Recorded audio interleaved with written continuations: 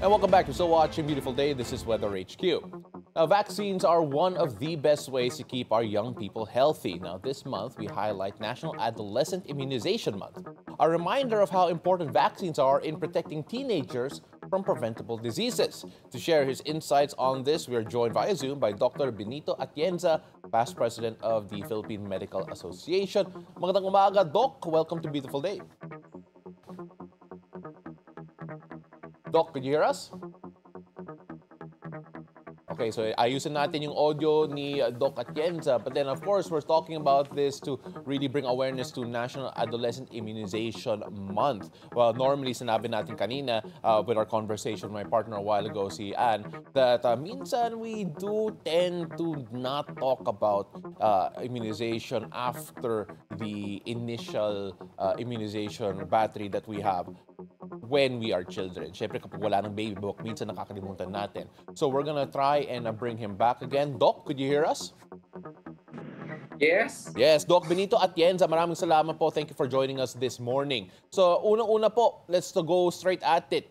We are now trying to bring awareness to National Adolescent Immunization Month. Gaano ka-importante po ito? Napakahalaga ng immunization lalo sa adolescent kasi ito yung transition from childhood to adulthood.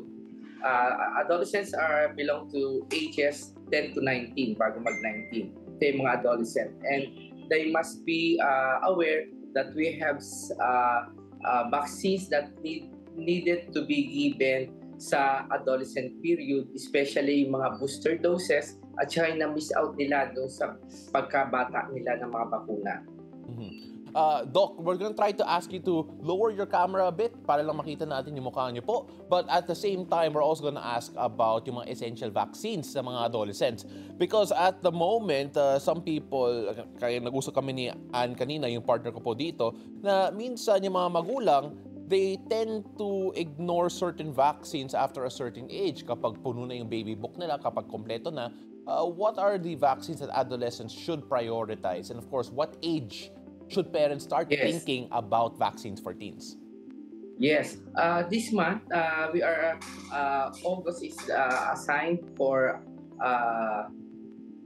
our adolescent awareness week, month for this month of August. Every year, yan, dapat aware tayo na we are celebrating the awareness campaign for the immunization for adolescent. And there are two vaccines na kailangan natin, especially to avoid cancer. Ito yung HPV, yung Human Papilloma Virus vaccine na usually ini-start ang pagbibigay sa 9 years old. At yan ay libre lalo na sa ating mga kababaihan. Tapos yung hepatitis B, dapat tayo may hepatitis B vaccine. Bakit? At birth dapat nabigyan tayo ng hepatitis B. Tapos after 6 weeks, bibigyan ng second dose.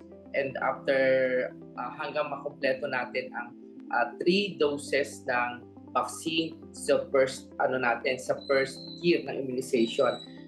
Kaso, ang iba ay hindi nabibigyan ng bakuna ng hepatitis B o nami-miss out ng iba. This is the right time to have the catch-up vaccination, especially sa ating mga kabataan, adolescents. Bakit? Kailangan natin mabigyan ng hepatitis B vaccine kasi sa pag-aaral, yung mga nagkaroon ng cancer ay hindi nabigyan ng hepatitis B vaccine 30 years ago. Kaya ito ay preventive na paraan para tayo ay hindi magkaroon ng cancer sa atay na kagagawa ng hepatitis B virus. Doc, marami pang mga magulang at pati rin mga teenagers na natakot pa rin sa mga vaccines, whether or not na safe po ba siya, and of course yung mga posibleng side effect. Anong mensahe niyo po sa mga magulang at mga teenagers that are vaccine reluctant dahil sa mga fears po nila? Ang isang side effect naman ng vaccine is yung kumisan nilalagyan ka ng konti, mababa lang naman yung lagnat. Pero bihira naman yung nagkakaroon ng side effect. Ang isa pa, yung minsan masakit yung pinagturokan na naturalmente, tinuksaryo, tumaan yung karayom, tip IM yan, kaya medyo masakit-sakit yun. Ang ano lang naman natin, nilalagyan natin warm compress or cold compression at kumisan, kung talagang masakit, binibigyan natin ng paracetamol. Yun lang naman ang minor side effect ng mga bakuna. Kahit magdoble ang bakuna, hindi naman nakakasama sa katawan natin. Ang importante ay tayo ay kumpleto. Lalo na sa yung mga adolescent na yung mga going to college, yung medical field, katulad nursing, medicine, itong mga radiology, yung mga ma-expose sa mga ospital, kailangan lalo natin bigyan ng bakuna, lalo ng hepatitis B. Kasi ang hepatitis B ay through prick na needle, yan yung mga causes niyan eh. Kaya dapat tayo ay aware. Dapat ang mga eskwelahan ngayon, hinahanapan na ating mga estudyante kung sila ay nabakunahan ng hepatitis B at iba pang mga bakuna. Kasi kailangan yan, requirement, bago pumasok ng internship o bago sila pumasok ng ospital sa kanilang mga respective na internship, kasi kailangan nila ma-expose sa ospital. Yan ay kinakailangan. It's requirement sa lahat ng mga eskwelahan yan. Mm-hmm. And sir, normally sinasabi natin that yung mga vaccines or at least vaccination, it doesn't just protect yung individual, pero it actually protects an entire community. Ganun ka-importante to make sure that not just you, the person who has received the vaccine, but the people around you do not get sick as well. Yes, this is the main purpose of this Adolescent Immunization Awareness Month, para mapalawak natin, kasi nga sinasabi natin, the good health starts at home at saka sa school, kasi para malaman ng lahat. Then, there are many vaccines pa na hindi nabibigay sa ating health center. Kasi sa health center, ang libre natin mga bakuna is up to 1 year old. After 1 year old, tayo, at tulad ngayon, may binibigay na mga rabies vaccine. Kasama yung rabies vaccine ngayon sa immunization natin dapat sa EPI, Expanded Program of Immunization ng Department of Health, kasi ang dami nakakagat ng aso tapos hindi nabakunahan ang bata, ay pwedeng mamatay siya ng rabies. Actually, there is one incident here in Batangas. Nakagat siya ng kanyang tuta, and after 1 day nang makagat ang tuta, ay namatay ang tuta. Then, yung bata ay nagkaroon ng symptoms within 2 weeks ay hindi siya nabakunahan. Mm-hmm. And we say na the vaccine is always a preventable factor para maano natin ang preventable diseases against the vaccine, sa sakit na pwedeng ma-remedyohan ang pagpabakuna. Like yung measles, MMR, ito yung 3 bakuna na sa beke, sa measles, at saka sa rubella. This is dapat ibinibigay din every 3 years, and usually sa adolescent, this is an important way.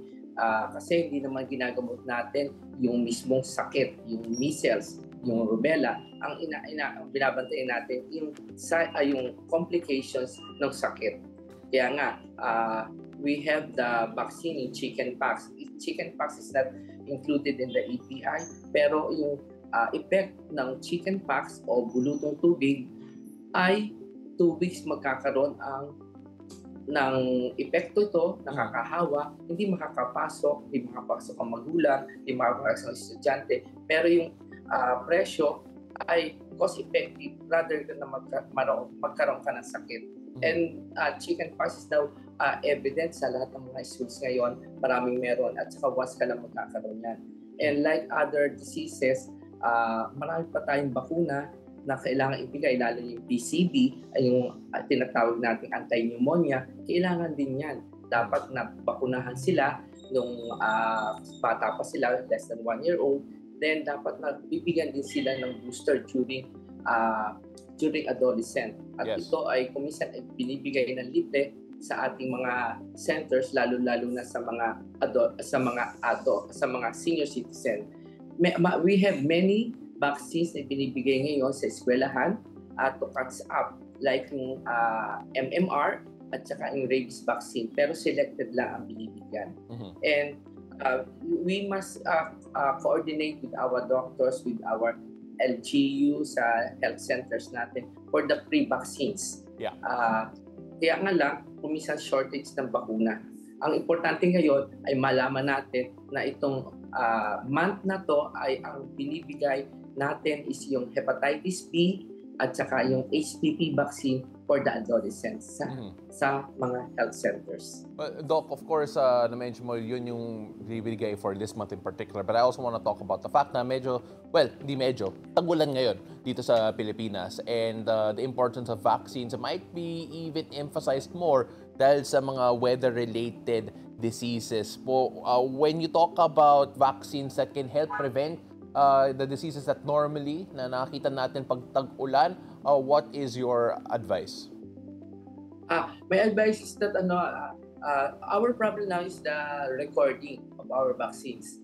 And we must tell them, especially yung mga nagpapapakuna sa health centers natin, they should secure and protect the records of their vaccines. Kasi the health centers, kasi yung ibang health centers hindi pa purely electronic yung kanilang records, and this is the responsibility of the parents to secure and collect the record of the vaccines of their children. Kasi nga pagka itinanong nung pumunta siya sa private doctor or sa ibang doctor, tatanungin yung record nila. This is one of the most important thing in the record, kasi we cannot dayain natin yung ibang mga parents sabihin, ay nabakunahan na po natin yan.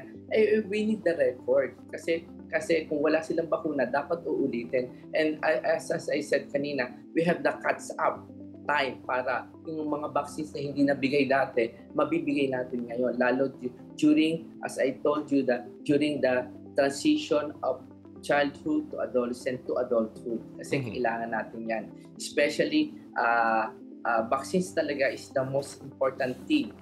Second to water is isang important thing para ma-prevent natin yung kayang i-prevent ng bakuna para hindi tayo magkasakit and maiwasan ang complication ng mga sakit, lalo na yung mga viral illnesses. He is the past president of the Philippine Medical Association, Dr. Benito Atienza. Maraming salamat po. Thank you so much for sharing your insights.